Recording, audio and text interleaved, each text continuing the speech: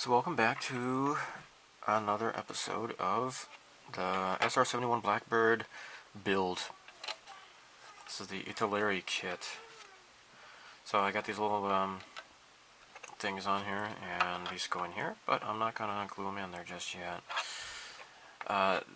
This wasn't totally lined up, and it's just barely tilted to the side, so I got some epoxy putty and just crammed it in there, and it's kind of smooth. So once that's dry, I think I might put some regular Tamiya Putty in there, or actually maybe some Mr. Surfacer 500. So what I need to do is mask the windows. Now, I think I showed in the previous video, there are two configurations.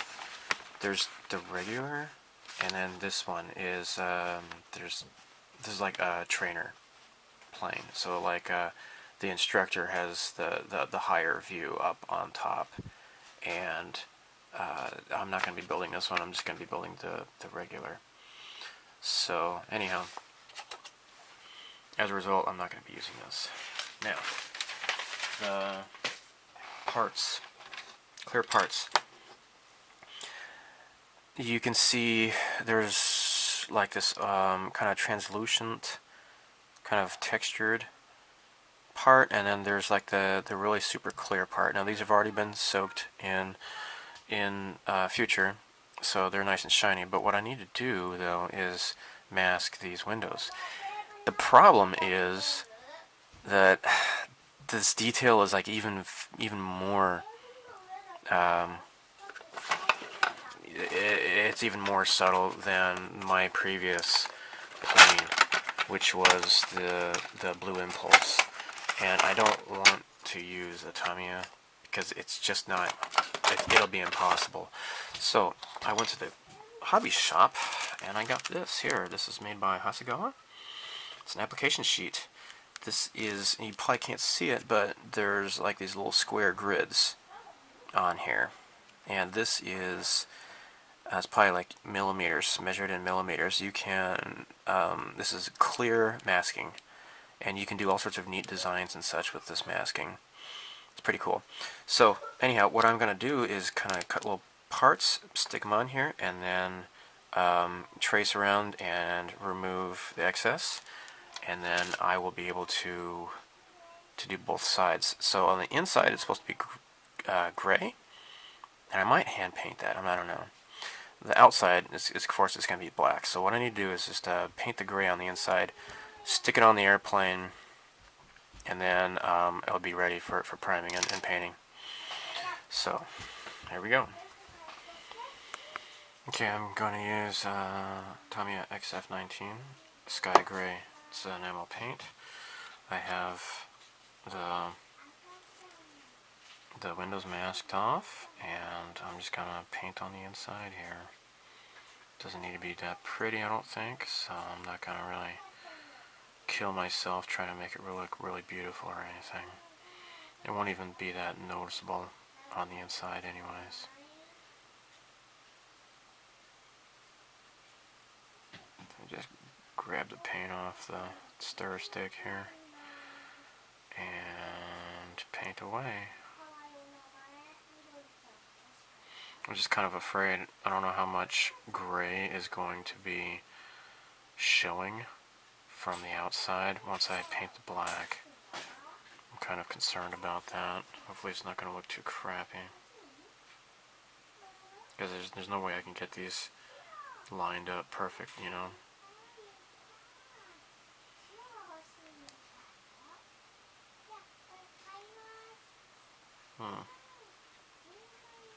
And once this is dry, then I will lift up the masking. You can kind of see it actually from the outside a little bit. Okay, I'll just move on to the next pieces. Okay, so what I'm doing now is I'm just using a lot of Mr. Surfacer 500, and I'm going through the cracks here. It does not have to look nice. You just have to keep applying it And of course it'll suck down into the crack, and you just have to just keep applying more. See, like right here, I need to put some more here. And once it's finally filled up, what you do is get a cotton swab, and this is acetone. This is enamel mirror. This is not enamel thinner, I don't think, though. Acetone is different. Don't ask me how. I don't know. I'm not a chemist. But acetone, and you just wipe it off with the cotton swab once it's dry, and then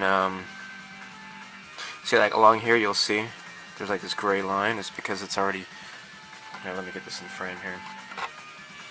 See, I have already wiped off the excess, and you just see like the gray line that's filled in. I don't have confidence in my abilities to make this perfectly, seamless, but it should look a lot better than just having all the wide open gaps that were there when I put this model together. It's gonna look kind of crappy here, and I just think I don't know if I can really do anything about it. Maybe what I should have done is pushed on it harder. Yeah, see here. Yeah, I guess this glue isn't totally dry yet. I'm sorry. What I meant to say is that the glue didn't really fully set, so this is kind of loose here. I can maybe push this in and maybe run some glue over it again, I guess. But that might be best. I might try extra thin cement. There was a commenter on the first video that said, he said, pretty please use some Tamiya extra thin cement. I do have it, but I chose not to use the thin cement because I wanted to use the thicker cement because it's typically a lot stronger than this thin cement. The thin cement is kind of okay for smaller pieces putting together, but I don't have confidence in this thin cement holding this big thing together like this.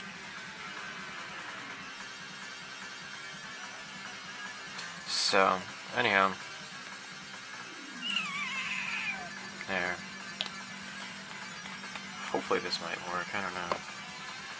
Just kind of hold it in place and let it glue, let the glue dry.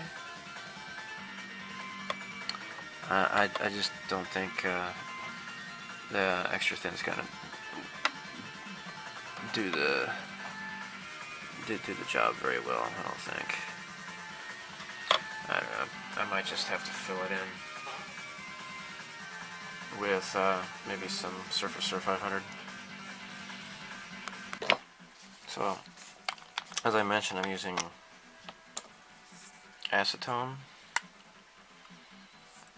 using cotton swabs soaked in acetone to remove the excess.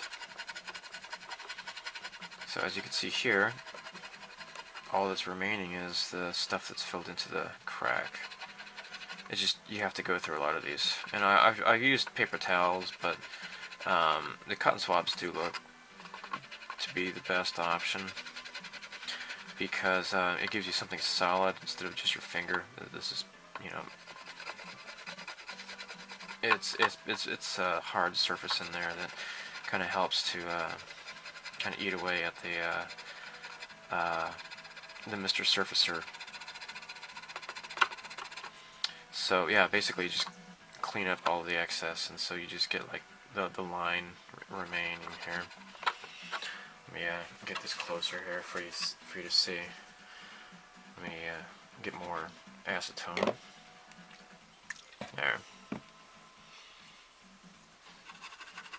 So all of this will just wipe up.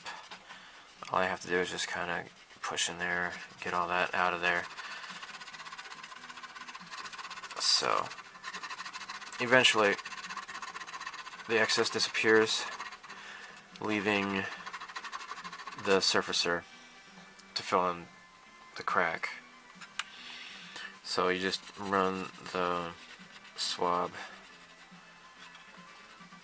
through everywhere else, and it cleans up all the other excess that you don't want. See, it's looking pretty nice already. So I'll continue it for this side and also do it the other side as well here. So I'm using Tamiya Putty. I dissolved it a bit in lacquer thinner, and now I'm using acetone to kind of rub off excess. Any more of this, I'm just not going to bother. I mean, I need to get this done if I want to mail this to my dad, and I don't think he's going to be too particular. I still want to take pride in my work, but at the same time, you know, there's only so much I can do in so much time, especially according to my current modeling skill level. So, I think I may have mentioned one of my complaints. So this model has raised or lowered panel lines. Anyone know the answer?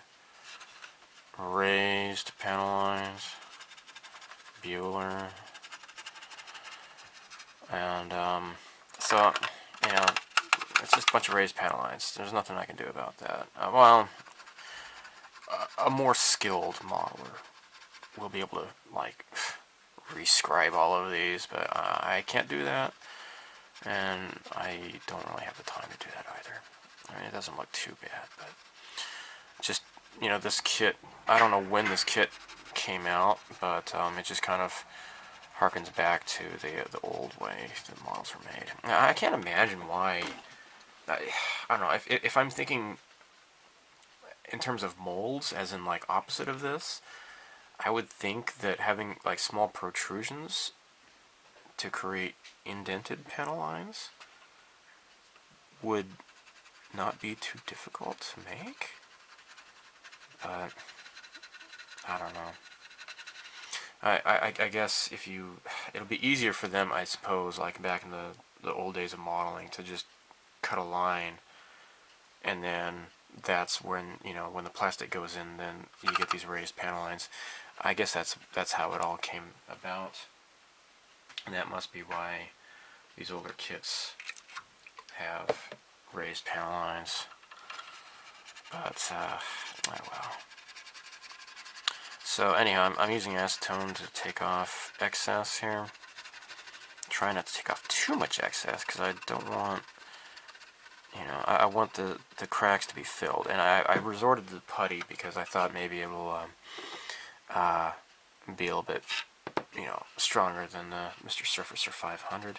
So like here, I'm not taking off too much. What I want to do is just kind of sand it a little bit, but I don't want to sand too much here because I will be losing detail along this jagged, you know, design here.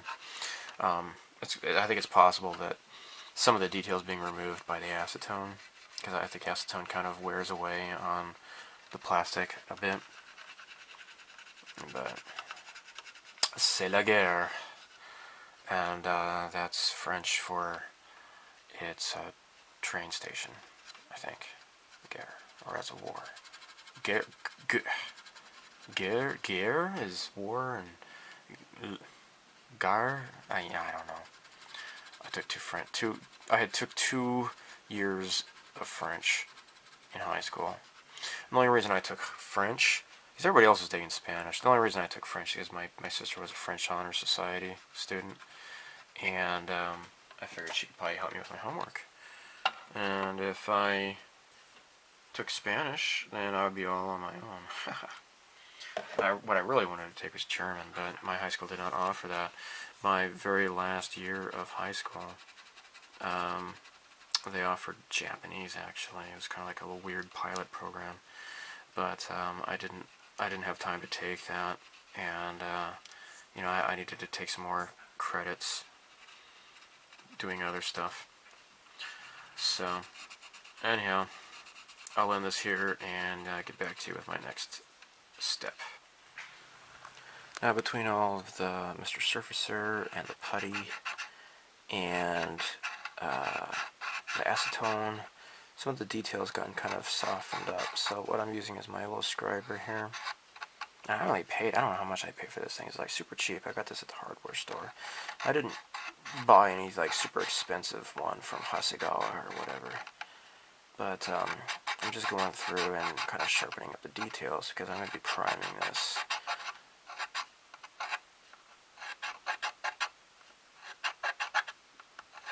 So these are definitely some indented grooves, and I want to preserve these as best I can before going ahead and priming this.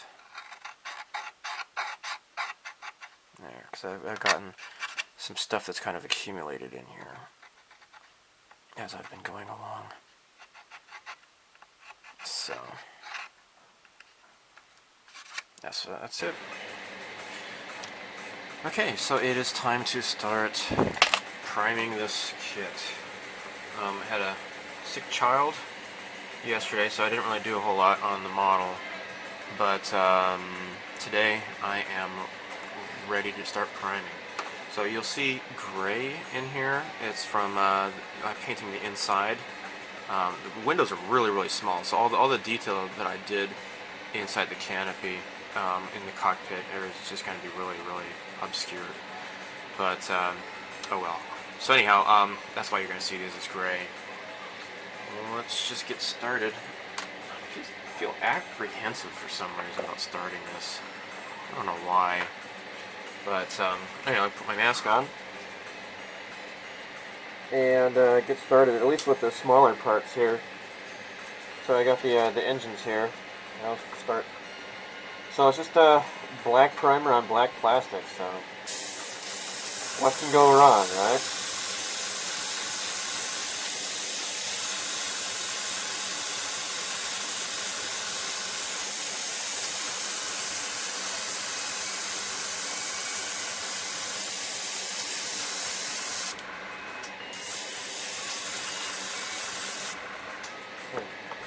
So, again, I am using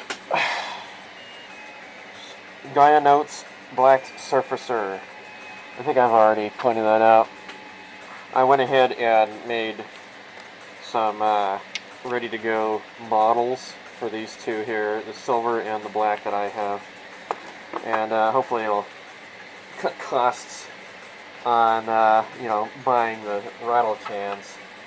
Just use my airbrush instead. I'm going to try to paint up inside here too. Get the inside of these engines.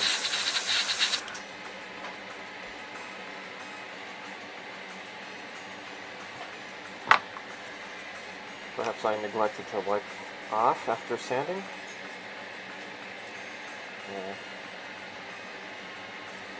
Yeah. See, they're not even sticking very well. Okay.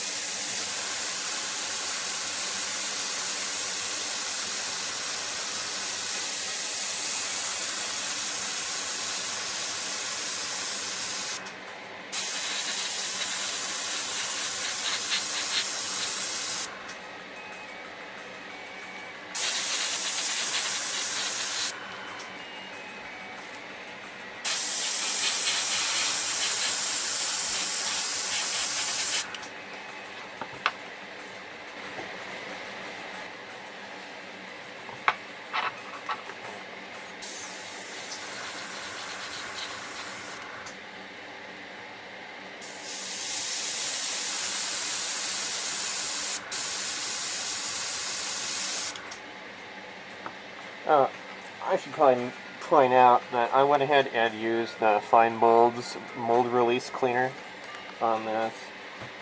I forgot to show that earlier in this the previous video, but I went ahead and wiped down, cleaned out the entire model before priming. I don't know what Italeri kits are like, but it's better safe than sorry. I don't know if Italeri removes the molds or not, so I'm just assuming that they don't.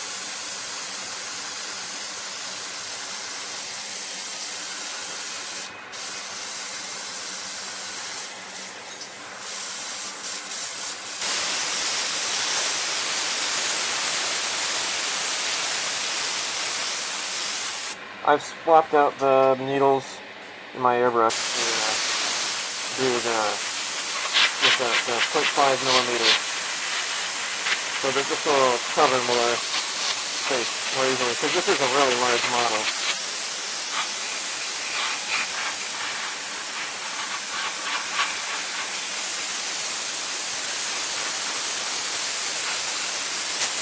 Gaia Notes paint stinks.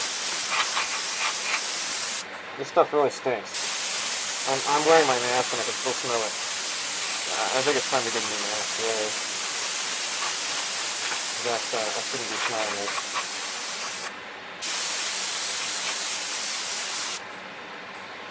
Oh, see, this thing doesn't even want to rotate because this model's so big.